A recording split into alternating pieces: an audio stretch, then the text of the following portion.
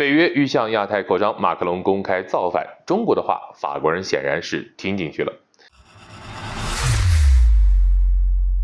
大家好，欢迎收看马超说，我是马超。自从拜登政府启动了印太战略之后呀，北约向亚太扩张的趋势就变得更加的明显了。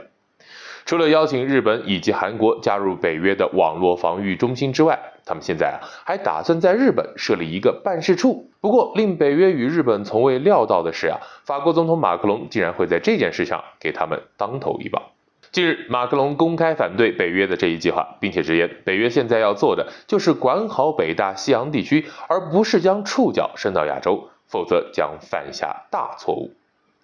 要知道，法国可是北约成员国中重要的一员，可马克龙现在却公然反对扩张计划，这跟公开造反基本上没有什么区别了。那么马克龙为何要这么做呢？就目前的国际局势以及北约这个组织的现状来看马克龙做出这一决定或许是出于3个方面的考虑。首先，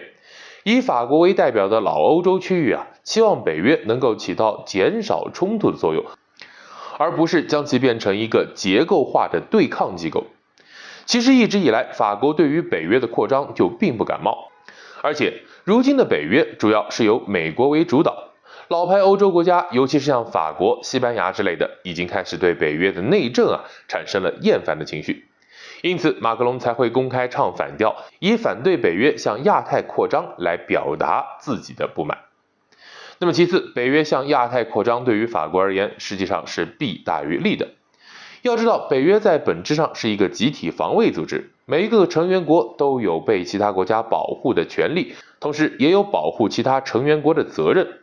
如果北约此次成功设立了办事处，后续日本以此为基础加入了北约，那法国就会面临被日本拖入战场的危险。尽管一旦法国遭受了攻击，日本也将出兵御敌，但是两者的地位其实并不对等。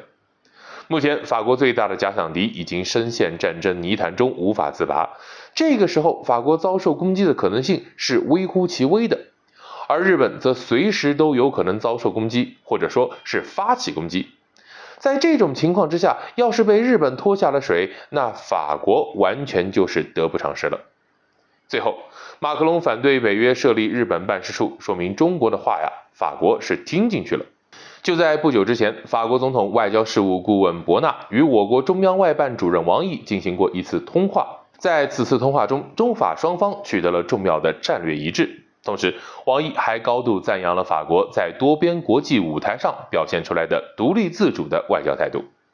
显然，法国人作为欧洲最重视独立的国家，深知中方这番话是什么意思，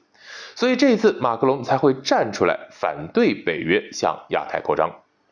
好的，本期话题到此结束，感兴趣的朋友记得点赞关注，我们下期聊。